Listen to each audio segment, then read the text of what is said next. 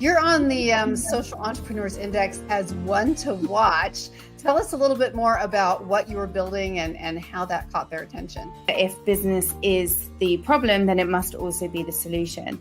So for me, social entrepreneurship is using our power, using our influence, using our ability to make money and giving it back and using it as a powerful tool for change. As social entrepreneurs, we know that it's often very demanding, kind of weaving these social values and sustainability into the fabric of our enterprise.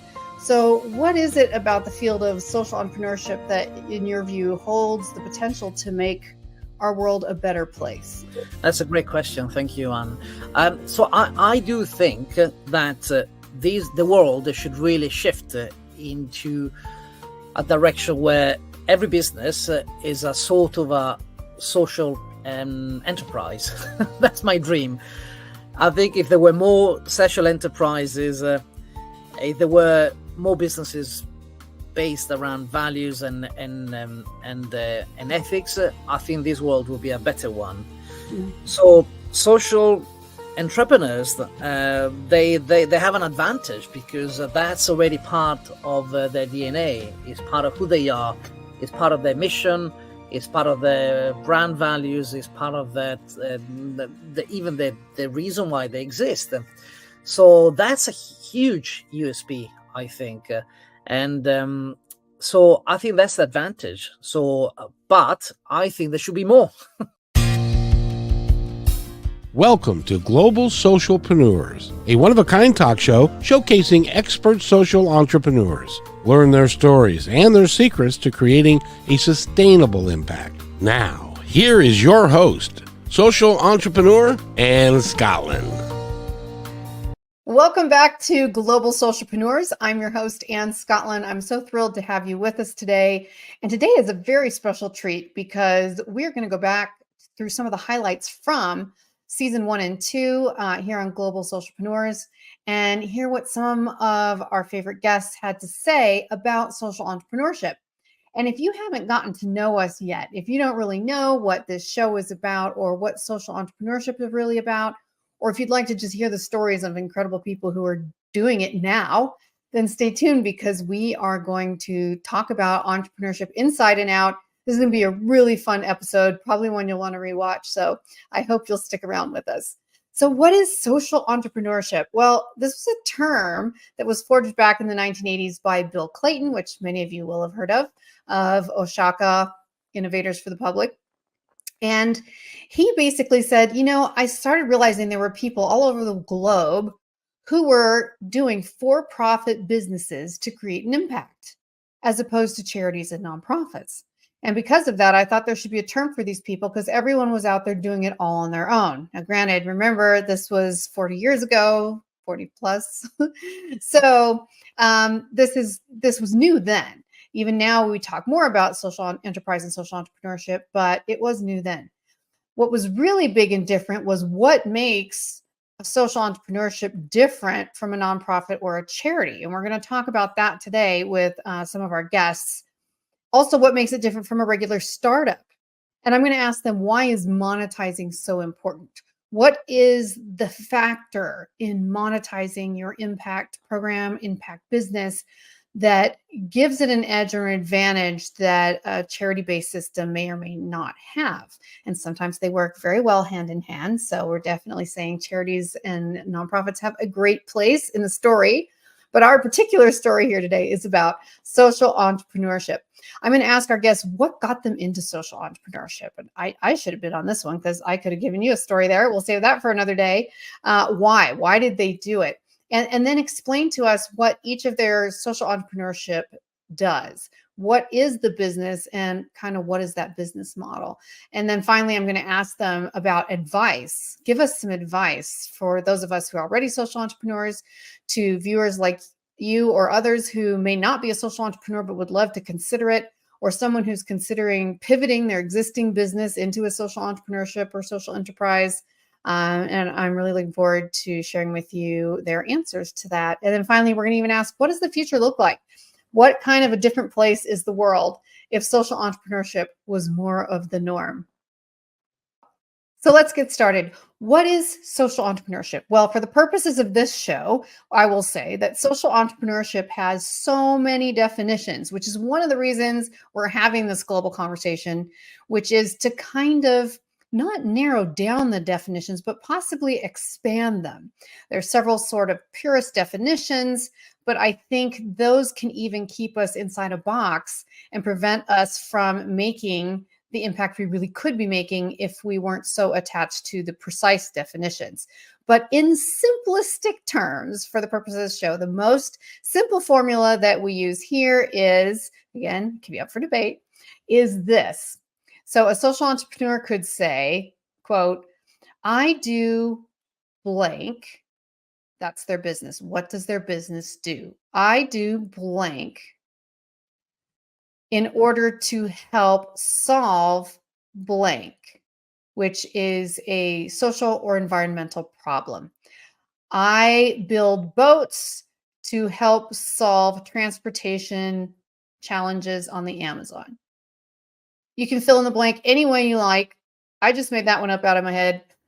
But this is what we're talking about, okay? So what is social entrepreneurship? Basically, it's a for-profit business with an intention of creating an impact. The impact is more important than the profit, but the profit is really important. Sophie Lee is a social entrepreneur from the UK. Her company is called Electric Peach, and it helps impact-led leaders grow their work through new methods of marketing, which is very fascinating on its own. I asked Sophie what was her definition for social entrepreneurship. If business is the problem, then it must also be the solution. So for me, social entrepreneurship is using our power, using our influence, using our ability to make money and giving it back and using it as a powerful tool for change in whatever area we feel most passionately about. And for me, that really is like the most important and impactful way that we can create change on a global level at scale. Social entrepreneurs can come from all backgrounds and from all parts of the globe. I was just talking the other day to Taranj and Anusha, two of my favorite Farsi-speaking friends who have a company called Joy Culture. And this social entrepreneurship offers programs specifically to teach emotional wellness tools to the global Farsi-speaking community, which is fantastic. You really need to hear more about what they do later in this episode. I asked Taranj to tell me a little bit more about why social entrepreneurship is important for her. I am also an actor, and I've spent 20 years behind the camera as a professional photographer. But what sets social entrepreneurship apart from a career path is that it is a vocation, it is a calling, it is a purpose. And it is initiated by one's own experience. It is initiated by your dharma. Next, we're going to talk to our guest about what makes social entrepreneurship different from nonprofits and charities. But first, we have to just take a few seconds for a quick commercial break. We'll be right back. This show is brought to you in part by Collaboration Global. If you want to network and take your business to the next level while working with the most amazing like-minded people around the world, Collaboration Global is the place for you. I'm a member. I love it. If you would like to join one of their meetings and get introduced, scan the QR code now, and I will see you there. You're here with us on Global Socialpreneurs. I'm Ann SCOTTLIN, and we're continuing to talk to a variety of our guests from season 1 and 2 of the show. And we're asking now, what makes a social entrepreneurship different from a nonprofit or charity? How does that stand out and why? I talked to Adrian Ashton. He's a social entrepreneur and on the advisory board in the UK for the Organization for Responsible Businesses. So this guy knows what he's talking about. And this is what he had to say. But tell me, what got you excited in the first place around the concepts of social entrepreneurship? Again, it goes back to my parents. You know, it's that sense of, they brought me up with a sense of social justice and looking at the world and saying something's not quite right. This isn't fair. This is not right. You know, we're a social species. You know, human beings to human beings. None of us exist in a vacuum. We stand off all together as a community. So, that sense of social entrepreneurship that says we've looked out of the window, something's not quite right.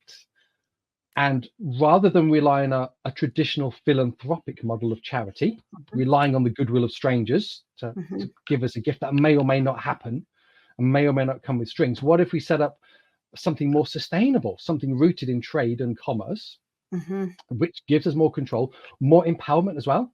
So again, this sense of, if we're talking about trying to empower people, give them a sense of progression and hope for the future, we can set up a traditional charity. No problem with that. But then the people who are supported through that charity will always know on some level they've been supported because of the kindness of strangers who've, to some extent, taken pity. A social entrepreneur says, actually, I want something that goes further than that. I want everything. I want the cake and eat it. So I want to create jobs that will actually give people a sense of worth. So people know that when I'm employing them, that, be they're an ex-offender, somebody who's recovering from mental ill health, whatever it is, I'm doing this job and it's worthwhile. And it's actually a job that I've never had before. No one else would give me this chance. And I've earned this. And through my efforts, I'm sustaining it. That kind of impact for the individual, we're not changing the world in terms of the global ball we're all spinning around on. We're changing that person's world, how they see themselves and who they are as a human being. That there's the kind of the cliche. If we change the world for one person, we've changed the world. Actually, it's that power of collective actions. If we're all doing our part, that's how you start a movement. Ricardo Sai is an incredibly creative director and producer from the film and commercial business. He has a social entrepreneurship called Storo, S-T-O-R-O, and it is a visual storytelling studio. Particularly, what makes it unique is it's for purpose-led people and brands. So this is really fun. You might want to check him out. But this is what he had to say when I asked him what makes social entrepreneurship different from a regular business. Especially after the pandemic, at least, I noticed a shift towards different kind of business, which were more ethical driven, purpose driven. And that to me was also the reason why I decided to work more with those kind of entrepreneurs and brands, because it was just I felt I wanted to make a change with my work, really. And so in a way, having at the core of your business a moral code, an ethical code, and a set of solid values as well, it's so important for a social entrepreneur, because that's really where everything starts. So, and that will resonate with the stakeholders, investors, as well as customers as well. So that's so important, because people are there's an appetite, I think, for brands and for companies which are driven not just by profit. So having that as part of the core business and the really kind of the foundation of your company is so invaluable. Adrian Ashton said it's about motivation. A social entrepreneur says, because my motivation is rooted in creating change over time and embedding that into my business, that's the difference. Traditional entrepreneur, there's a market opportunity to trade, to make money, and that money might do some good things, but ultimately I'm in charge of it and I'm going to benefit. Social entrepreneur says there's a market opportunity to trade, to generate money, and with that money we will create good things, and we will always be creating those good things. I may take a wage, but ultimately this thing's going to outlast me, and it's creating something bigger than me, and my reward will be in the next life from this. I'm not going to take the big payout in the way that a traditional startup would. Next, I talked to Eddie Capstick. I love his name. It's just fun to say. He is the CEO and founder of Appy Maps. He's a tech guy, also in gaming for good. But Appy Maps is a tool that helps map social impact ecosystems through maps, apps, and virtual tours. And I asked Eddie, to him, what makes a social entrepreneurship different from a regular startup? Personally, I think it can take away the feeling of, when people use that phrase, it's just business, which means they're selling their grandma, right? Nothing is just business anymore. everything should be personal. Everything should be, making choices, not just for you, not just for your family, but or the whole supply chain. Erin Adderay is part of a social entrepreneurship called Threads Worldwide. Threads Worldwide employs women in developing countries, giving them an opportunity to support their families by creating fair trade products and jewelry. Sometimes these women are from agricultural communities or even sex trade communities where there's no other incomes available.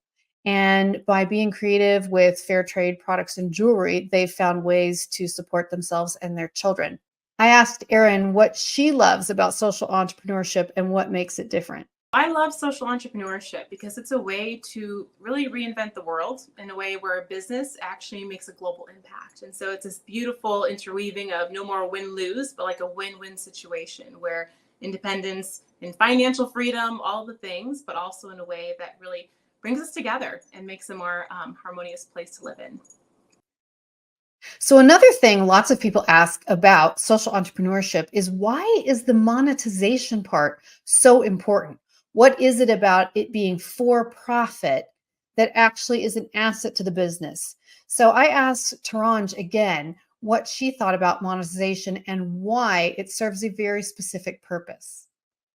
Monetizing what we do it just increases the time that we can spend doing it and increases our reach. So it's actually creating more of a social impact as we monetize, because then if I can extend the time that I am spending on my social entrepreneurship venture, then I'm going to have more reach. Then I'm going to be able to do more. Then I'm going to be able to bring more and serve more. So you can see there's a social and even psychological aspect to monetizing. And it is a really interesting and important part of what makes social entrepreneurship so special. I like to use an example. It's a very generic example, but you could even be a social entrepreneur and wash clothes in the river for a living. How is that? Well, you could go to your neighbors and say, I know somebody washes your clothes. I charge the same amount as they do, so it doesn't cost you any more money, but I give you 30% of my profits. I am donating officially through the proper channels to our local orphanage in whatever country you may be in. It's win-win-win. In a perfect world, there's always challenges and opportunities to learn and make it better. Win-win-win is people want to make a difference and they're going to give you their business in many cases because it makes them feel good that 30% of all the money they spend on washing clothes, which they had to do anyway, is now going to the orphanage. You will probably make more money, often will make more money in this situation because people are excited about doing this. So instead of having 20 customers, you may be able to generate 40 customers or 50 customers. Customers might even change from the previous person who was doing their laundry for them, right? So you actually end up making more income in the end by being a social entrepreneur, or at least the same in worst case scenario. And then lastly, the orphanage benefits because they're getting 30% of the income. So you can see how this is the paradigm, this is the format for what social entrepreneurship means in a very simplistic level. But this is why the monetizing part is so important. This is why being for profit is so important, including me. This is why I became a social entrepreneur, was because I saw a need. I was already a motivator, a business coach, entrepreneur coach, and I also did volunteer work on the side with Amnesty International and other large charitable nonprofit organizations. And finally I said, why don't I combine this? I should lead by example, which is making an impact by making money, showing other people how to make an impact while making money. You see how that goes, right? So that's also what motivated me to become a social entrepreneur. But let's get on to some of the other stories from other individuals here on our show today. Let's go back to Eddie Capstick. I can't wait for you to hear what it was that got him into social entrepreneurship. went on a blind date with her. And she was lovely, and we've met up a couple of times afterwards, but it was the restaurant we went to that probably changed my life. Huh. So as we walked in, we were given menus which just had pictures on it, right? And Oh, so yeah. all we had to do, we sat down, and there was a small smirk on her face, like something's going on that I don't know about that she does. And I go, okay, tell me what's going on with the pictures. This isn't normal, is it? And she went, no, when the waiter comes, all you have to do, don't say anything, just point at the picture of the food that you want. Why? Because all the waiters are deaf and dumb. They've turned their disability into an ability, so it doesn't matter what language you speak, you would just have to point at the food. That changed my life completely. It's like suddenly anything is possible if you just have the right mindset. Erin Adderay was working in corporate America for many years. I asked her what made her take the big leap from corporate America and a predictable salary of 6 figures to jump into social entrepreneurship.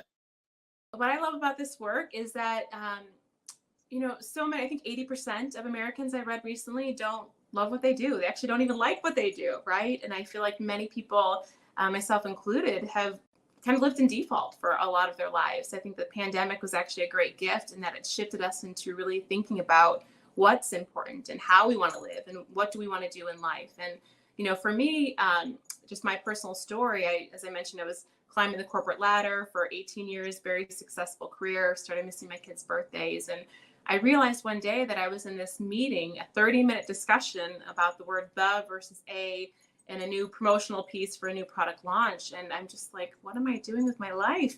And this was on the heels of a conversation, a Zoom call with, at that time, I started very part-time with with Reds Worldwide. And we had a Zoom call with women in India who were debating going into the brothels that evening. And so just the contrast there, I was like, wow, I felt called to this work. I need to really do this. And for me personally, I'm back on that path to earning 6 figures, but in a way that is meaningful. Now, I can't wait to share this story with you, or rather let Tammy Jordan share her own story. Tammy has a social entrepreneurship, award-winning social entrepreneurship called Fruits of Labor in West Virginia, a state in the United States. And Fruits of Labor hires and trains women in recovery, especially those just out of incarceration, in her bakeries and her farms. It's called Fruits of Labor. Here's Tammy Jordan. We started our business in 2001, and then in 2009, I went to visit a lady that I knew in Alderson Prison. And that really transformed my view of how can my company do something beyond production or beyond weddings and catering and the things that definitely made my heart happy. So I had that calling into agriculture and production and into catering that moved me throughout my life. But then it was about a little over a decade later that purpose was added to it. And so when I talk to social entrepreneurs, is that, don't worry which comes first. Sometimes our purpose comes first and we have to learn how to live it out. Sometimes the calling and the things that we love and what we're talented in comes first, and then it's connected to a deeper purpose. So that visit really transformed the way that I looked at how a for-profit can be meaningful in a time and space that really was not even, it was on the forefront. So I had most individuals that I came encountered and with really wanted to say, become a nonprofit. This is what you want to do. You need to become a nonprofit. And I am so much about business. And so I was like, no, we're not going to become a nonprofit. We have to teach businesses how they can be impactful. And the only way I can do that is to be a business being impactful.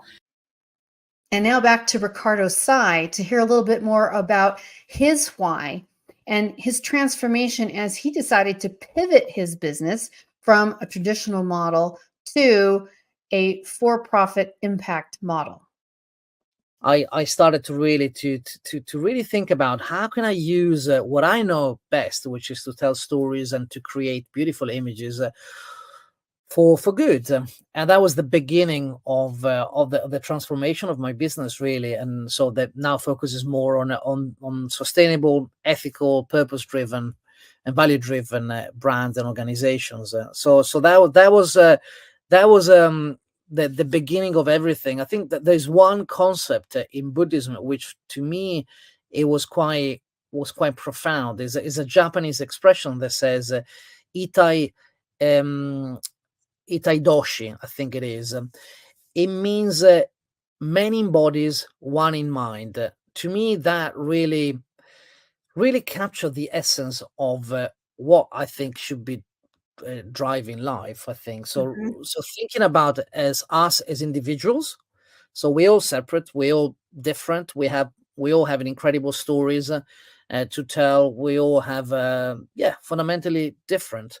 But if we shift the way we think as in one mind, meaning that we are all part of one. So again, if someone is religious, you can think about God, you can think about Mother Nature, you can think about the universe, whatever. You can talk about quantum physics. There's different ways you can really explain that. But to me, that's the fundamental truth about how we really need to change and shift our perspective. So thinking about us as individuals, but in a different context, as part of something bigger. So one mind in that sense.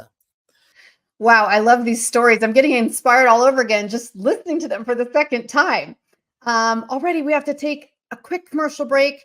We will be right back, and you're going to want to stay because I'm next going to ask our social entrepreneurship guests to share more about how their companies work, and more importantly, to get their advice on social entrepreneurship. How can others do social entrepreneurship and be successful? How can they start it? How can they continue it? How can they improve it? And then we're going to wrap up about talking about the future.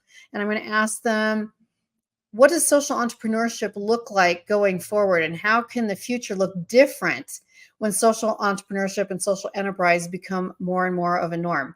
We'll be right back. Don't go away. Hi, I'm Ann Scotland. Are you one of those people who always wants to aim higher? Would you like to increase your profits and your personal fulfillment at the same time? And wouldn't you love to make a greater impact in your business and your life? If your answer is yes to any of those, find out more and send me a message at annscotland.com/special. I would love to work with you. Welcome back to Global Socialpreneurs. I'm Ann Scotland, and wow, time has absolutely been flying. We only have a couple minutes left, and I absolutely can't wait to let some of our guests share with you what their social enterprises do and a little bit more about the kind of business model those are based on. Let's go first to Sophie Lee of Electric Peach. You're on the Social Entrepreneurs Index as one to watch. Tell us a little bit more about what you were building and how that caught their attention. Sure. So Electric Peach is a brand storytelling and experience agency, and we focus on helping businesses to amplify their impact. And we do that by working with them to use communication as a tool to enroll more people in their vision and galvanize them to action. We also have a social enterprise element of that, whereby we work with artists and activists to help us to tell these stories, and we help to train them to be more impactful in their communication. I'm a communicator by trade, and so I'm really, really passionate about communication as the mouthpiece of change. And I have a really strong belief that there is no problem that can't be resolved through communication. I love that. And for you techies out there, technology is a huge and very central and important part of social entrepreneurship. Often people think it's just about agriculture or just about food production, about health, wellness, medical services. And while it can be and is about all those things, technology in this world today plays a very important part. So to hear more about that, let's go back to Eddie of Appy Maps. And I started something called the Social Enterprise Experience Tours. And I wanted a way to actually run a walking tour to go and meet the founders of the local social enterprises, wherever we were. And the easiest way to do that was to build a map, so you could literally see on the map where they were. So it started really as a personal thing for me, just to help me run walking tours and find out the founders' why, because the why story is one of the most powerful things around, helping to, empathy, and you really you don't forget a why story with such power. And so from that, I started building events. So because it wasn't just, people are interested in maps, sure, but people want to know what events they can go along to, what can I be part of and stuff. And then that's interesting. So how do we run a map and an event space? I know. Let's create an app where you've got maps, events. Oh yeah, we can add news. Oh, we can add jobs in there, so people can get jobs in the social impact space. Okay, and then hang on, we could add products, and then we could do affiliated marketing, and then we could generate some money to help run this thing. And then hang on a minute, there's hundreds, possibly thousands of communities that want their own app, which will show like a plastic-free communities all over the world. Imagine that. You've got all the shops, the plastic-free shops. You've got all the events you might want to go to. That sort of thing. Plastic-free events, of course. Then you've got the news of what's going on around the world about new plastics that aren't plastic and they can be biodegradable. And then you've got products which are not plastic-based, and you can go and find that sort of thing. So imagine how. So the idea in the long term is to build that platform that can host loads of communities having their own app with all of those kinds of things within it. Yes. And as I alluded to before, there are basically three kinds of social entrepreneurship, at least within the definitions of our show, which is a social entrepreneurship is a for-profit business that's helping solve a social or environmental problem. Now, this can look like several different things, particularly three different things. One, the nature of the business itself can be the product or service it is creating or selling. So this could be creating a business, a social entrepreneurship that is creating clean water containers for carrying water in countries that don't have plumbing. So they actually are producing something that is designed for a place or region or purpose that is very specific to solving a particular social or environmental problem. And the second kind of social entrepreneurship, as I define it, is a business that is created to intentionally create jobs, like Tammy Jordan just shared a few minutes ago, creating jobs for ex-cons, especially ex-con women in her bakeries and her agricultural programs. So it's creating jobs by the very nature of the company. And again, I love that because it's leading by example. It's a for-profit business teaching people how to create profit for themselves. And then the third kind of business is, and this is the one that's a little more controversial and sometimes becomes a little more leaning towards social enterprise, which is something we talk about here. Like we said, we're not trying to tie down the definitions firmly because we want more people to get involved and not just be scared off by a specific definition. But the third version is basically a business that is does anything, any product or service, but is set up intentionally in its business plan to donate a flat percentage of their profits for a specific cause or impact program. It could be a donation, it could be a sponsorship, it could be scholarships, it could just be a chunk of cash, even to another social entrepreneurship.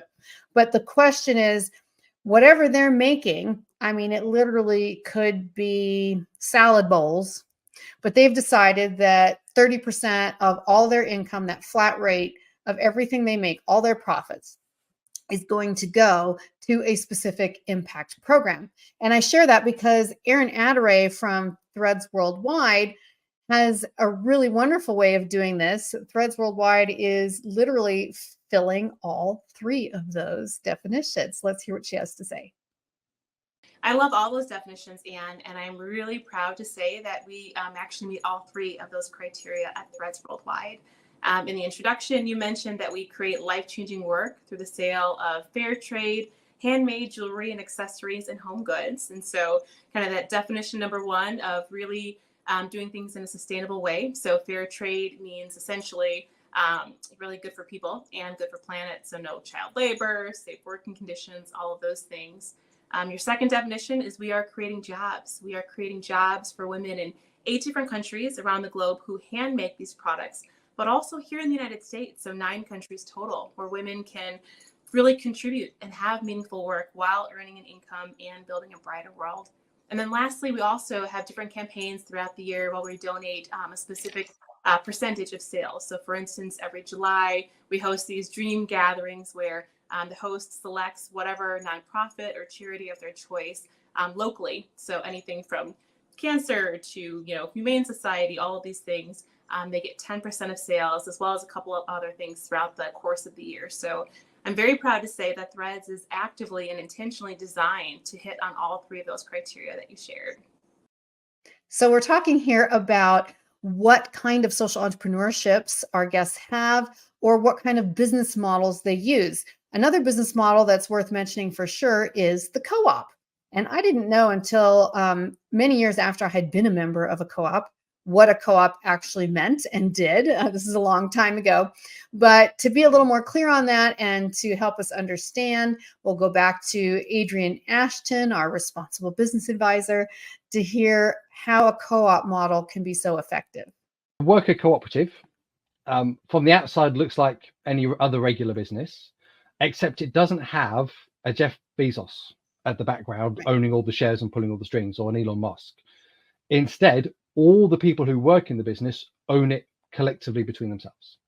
It's their business. They have a stake in it. They're working it. They're running it to sustain their employment for themselves. They're designing it so that it's the best designed jobs for their welfare and well-being.